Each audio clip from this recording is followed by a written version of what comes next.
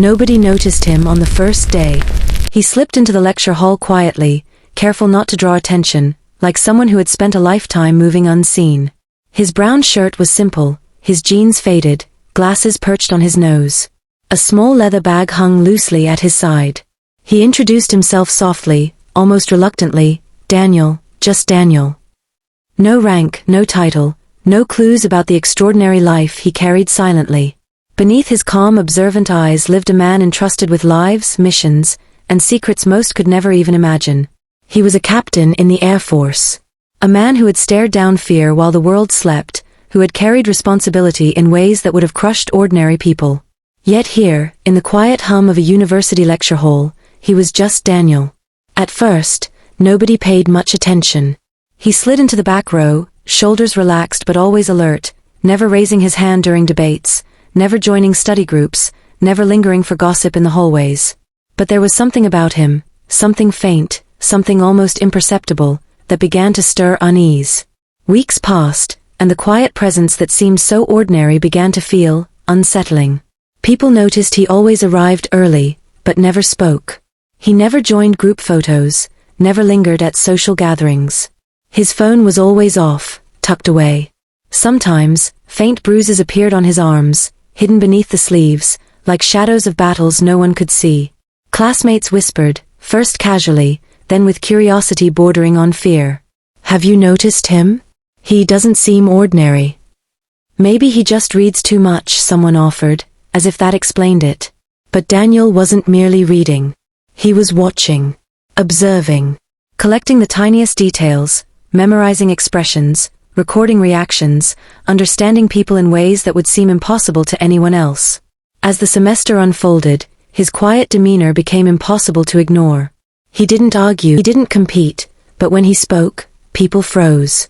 The words were slow, deliberate, heavy with meaning, carrying authority that silenced the confident, silenced the loudest voices in the room. After one heated discussion about human behavior under pressure, one student whispered to another, "How does he always know exactly what to say?" The truth was far stranger than anyone imagined. Daniel didn't just know, he had lived it. When it came time for master's projects, most students selected familiar, safe topics: social anxiety, the effects of social media, academic stress. But Daniel chose something that made the professor pause: psychological resilience under extreme conditions. When asked where he would get the data, he smiled faintly and said, "I've observed it closely." No further explanation. A small smile, knowing. That alone sent chills down more than one spine. Late nights became his sanctuary. While others slept, Daniel was in the lab, surrounded by dim light and the quiet hum of computers. Hours blurred into early mornings. Security guards often found him staring at screens, recordings of simulations, interviews, real-life scenarios, analyzing expressions and reactions under extreme stress. Once, a student returned for a forgotten notebook and found him standing in the darkened lab, eyes closed, breathing measured, reliving memories she could barely comprehend. She left without a word.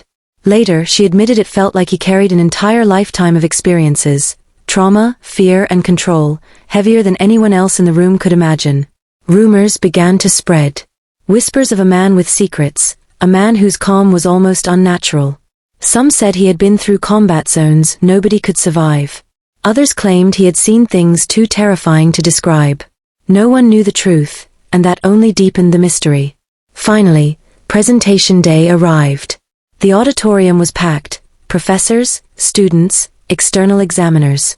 Rumors had created an aura of anticipation. People wondered what this quiet, enigmatic man had brought to the table. He walked to the podium, steady, calm, nothing but Daniel. No titles, no accolades, no hints of his other life. He began softly, almost as if speaking only to himself, "Today I will present not just research, but lived psychology." The slides appeared. Not charts, not diagrams, not textbook models. Real-life case studies. Real experiences of extreme stress. Decisions made in moments when lives hung by seconds. The room fell silent, the air thick with tension. Each example felt painfully personal, almost too intimate, almost as if he were exposing something the audience wasn't ready to see. Then, the final slide. A video clip. Grainy footage of a cockpit during a mission. Heavy breathing, precise commands, lives hanging by a thread. Gasps swept through the room. Daniel removed his glasses and whispered, "The subject of this long-term psychological study was myself." Silence. Absolute, suffocating silence. He explained how psychology had saved lives, how control of the mind prevented panic, how understanding fear was as vital as any skill in survival. One by one, the audience realized the quiet, unassuming man they had barely noticed was extraordinary. The head professor slowly rose, voice trembling. "In 30 years of teaching, I have never witnessed anything like this." Applause erupted. First hesitant, then unstoppable. Students who had ignored him now stared, in awe, at someone who had walked among them, invisible, holding far more than they could ever imagine. Afterward, a student asked, "Why hide who you were?" Daniel smiled softly, humble, unassuming. "Because titles make people listen, but humility makes people understand." He packed his notes quietly, leaving behind more than a thesis. He left a lesson: greatness does not always shout. Sometimes it whispers, waits, and quietly changes the world.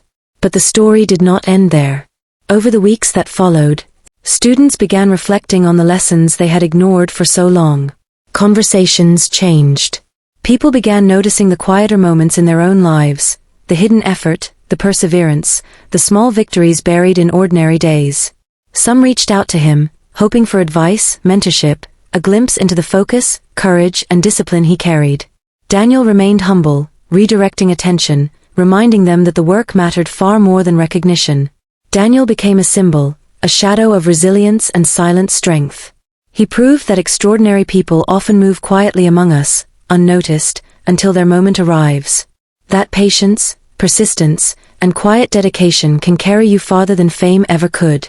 If you are listening to this story, remember, greatness is not always loud.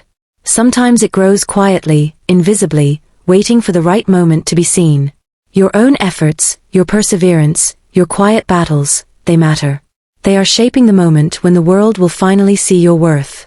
And if this story inspired you, if it reminded you that sometimes the greatest power is hidden in silence, don't forget to subscribe, like, and share. Share it with someone who needs encouragement, someone who feels unnoticed. Keep showing up, keep working quietly, keep believing in yourself. The world will notice, and when it does, your moment will be unforgettable.